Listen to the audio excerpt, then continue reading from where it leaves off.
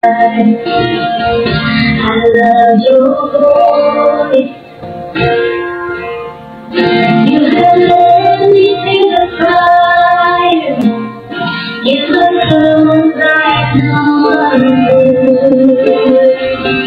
I love you as Father. I told you as a friend. And now I have been in the goodness of God. Hi guys! Welcome back po sa ating munting channel!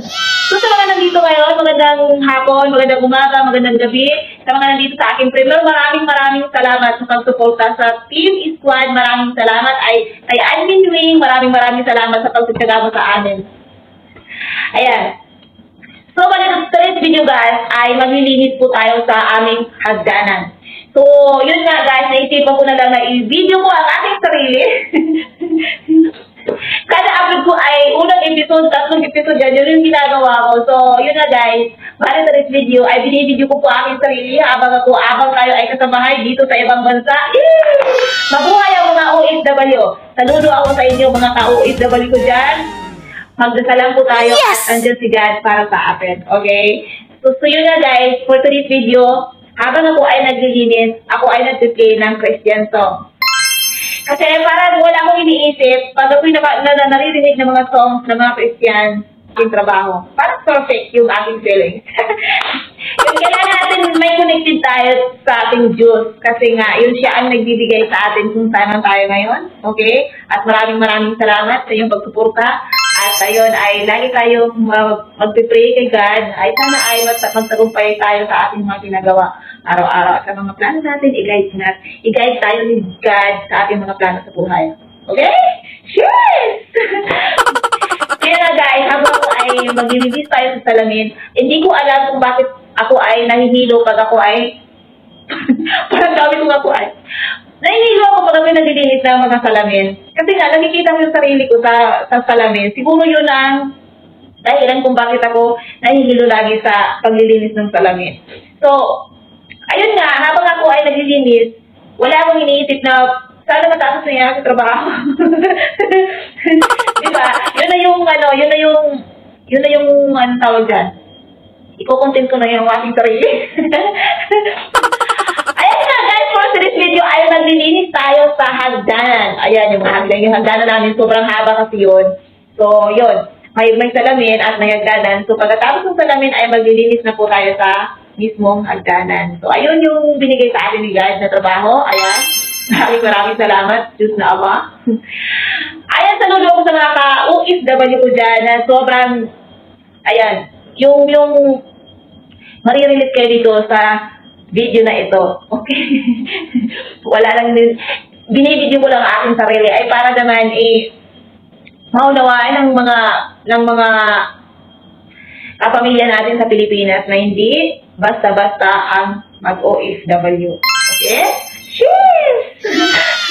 Ayan, samahan niyo ako for today's video guys. Ay maglilinis tayo. Let's go!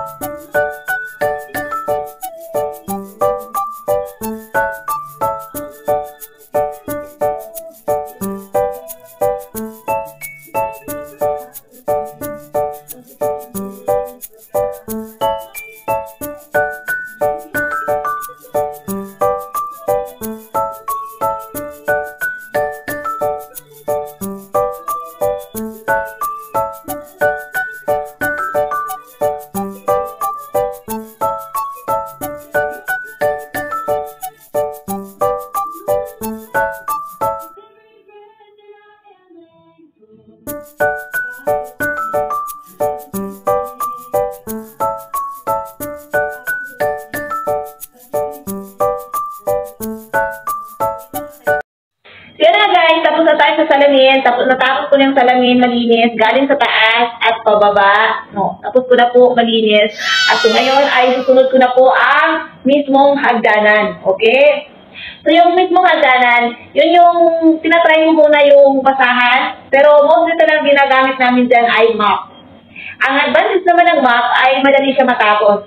Dahil yung wala lang, ginamit ko lang yung basahan na gamitin siya, yun yung ililinis ko, ay feeling ko lang para ma-feel ko yung matanggal yung mga yung mga alikabok kasi naahawakan ko po siya. Nagagayad-gayad ko ng ganun.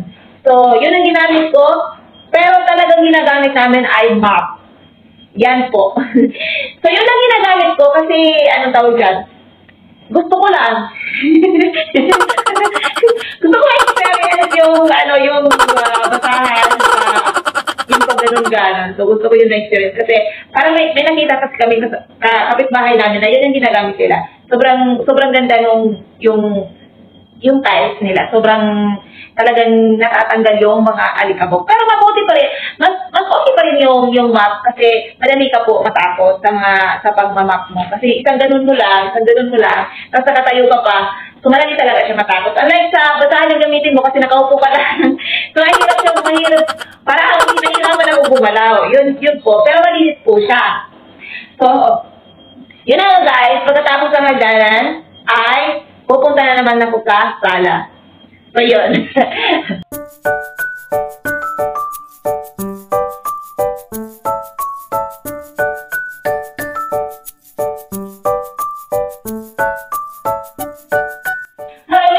Ginagamit namin dito ay mop. Ngayon ko lang siya na-try yung masahan. Pero kasi mas feeling ko, mas okay ko. Kasi natutunasan yung sulok-sulok at nakawakan siya.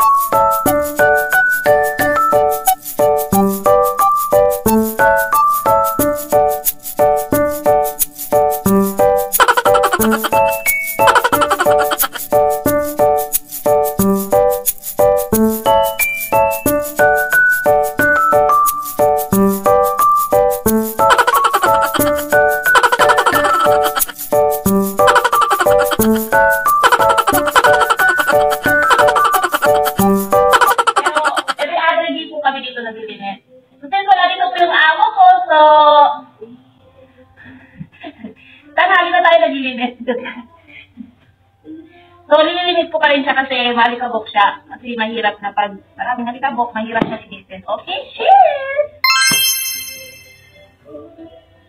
Wala po dito yung amo ko. So, hindi, pero kahit dito po sila, every other day po kami naglilinis. Dito sa baba, dito sa taas, dito sa mayagdanan. So, yun, nililinis naman. Hindi kami araw-araw naglilinis. So, yun, dito kami sa amo namin. Kasi, halimbawa, ngayon dito sa baba, tapos bukas naman sa taas, yung hindi po siya sabay-sabay sa isang araw. So, yun, nililinis natin siya kahit wala dito yung mga amo namin, yung amo ko. Ayan, nasa bakasyon pa rin sila. So, kahit wala po sila dito, nililinis ko pa rin siya kasi mahirap siya ilinis pag sobrang alikabok na niya. Okay? Shit! Yeah! Yun ang buhay, buhay OFW. Diba? Kailangan magsikap muna. Sikap-sikap lang, ang laban-laban lang kahit anong gusto sa buhay. Ayan na guys, tapos lang ating paglilinis for today's video. Yeah!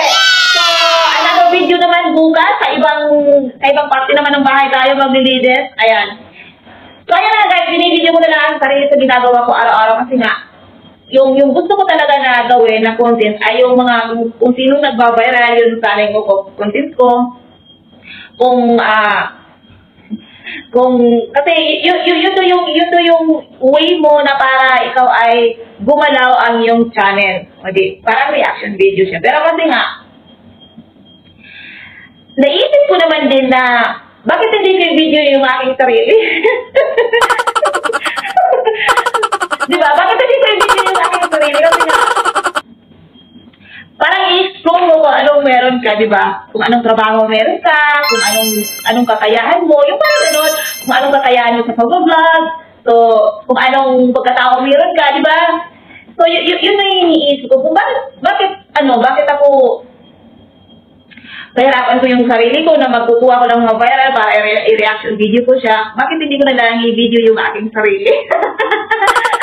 Pero kasi siyempre, yung advantage naman ng pag-reaction video, kasi di ba viral sila, so madali ka po ma-discovered, kasi madali ma-discovered yung video mo pag ikay nagre-reaction ng mga viral na videos. Yun yung advantage ng pag-reaction video. Unlike sa i-video natin yung sarili. Pero, siyempre, andyan naman si God na mag-provide kung saan tayo dapat, kung anong darating sa atin, kung nanibigay sa atin ni God.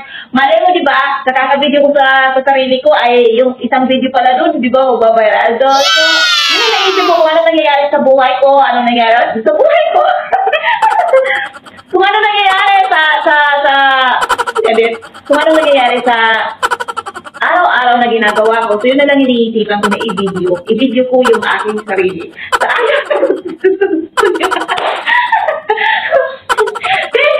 Maraming salamat sa pagtamang nyo sa aking video. For today's video ay yung mga OFW na intindihan kong ginagawa ko. Naintindihan kong ginagawa ko sa mga OFW na intindihan nila kung anong ginagawa ko. Anong meron dito sa video na to. So, sana ay na-relate kayo sa mga video na to, mga ka-OFW ko dyan. Ay, alam kong naranasan nyo yung video na to. So, wag tayong mawala ng pag-asa, okay? Malay natin, dyan tayo maging mag-successful sa buhay. Yan na, abangan nyo ang next episode. Sa pag-vlog ko sa aking sarili at sana ay pagpalain tayo ni God sa mga ginagawa natin araw-araw. Mga kapatid, huwag tayong makalimot magdasal. Okay? Kasi kung ibigay sa'yo ni God, ibibigay yan sa'yo. Pero siyempre kailangan mo rin paghirapan, di ba? Kailangan mo siya paghirapan, kailangan mo magtiyaga, di ba? Wala namang imposible, di ba? Di ba mga kapatid? Wala namang imposible kung gusto mo talaga, kung ibigay talaga sa ni God na magiging successful ka sa pag-vlog, why not? Ayan, thank you. Maraming salamat kay Admin Wing. Maraming salamat. Ayan, maraming salamat sa iyo, Admin Wing. At sa Page Squad, maraming salamat. Ayan, see you in the next video ay next week. Pero kahit wala tayong premiere, tayo ay mag-upload sa ating channel. Please. At nakikiusap po ako, please, At nakikiusap po ako ay sana ay i-subscribe niyo po ang aking channel para naman gumalaw-galaw yung aking channel ay parang naiiwan na siya. Hindi, maraming salamat sa nag-subscribe last week. Nung premiere natin last week, maraming salamat sa inyo at ang views ang magbabalik sa inyo. Okay? Si God na ang magbalik sa blessing na binigay sa bliss. Si God na ang magbalik sa inyo kung anong binibigay niyo sa aking channel. Ayan, maraming salamat. Maraming salamat. At mabuhay po kayo mga OFW. Magdasal po tayo lagi. Ayan, mag-ingat po kayo kung saan man kayo sa abroad. Maraming salamat. See you in the next video. Bye-bye. I love your voice. You have